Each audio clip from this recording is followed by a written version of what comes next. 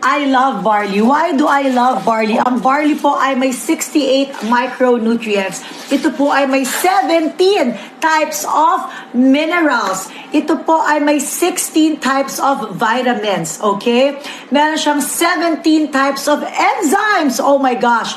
Meron po itong 18 types of amino acids. So talagang very powerful superfood po talaga si barley, okay?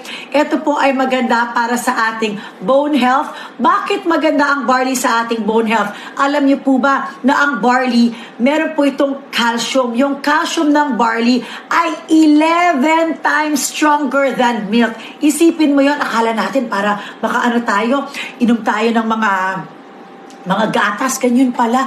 Yung barley, mas marami pa pala siyang calcium kesa sa gatas, di ba? Ang galing. Ito rin po ay may anti-cancer properties. Ito po ay may colon cleansing substance because ang barley po ay very high in fiber. Kaya nakakatulong po ito doon sa mga constipated, para po yung ating bowel movement ay ma-regularize. Magkano po yan? In pesos, 1,000 pesos po ang barley.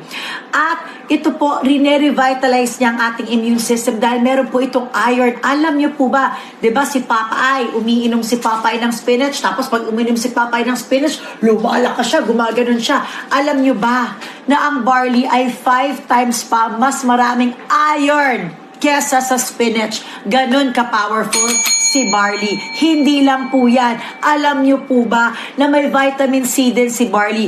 Yung vitamin C ni barley ay 7 times mas malakas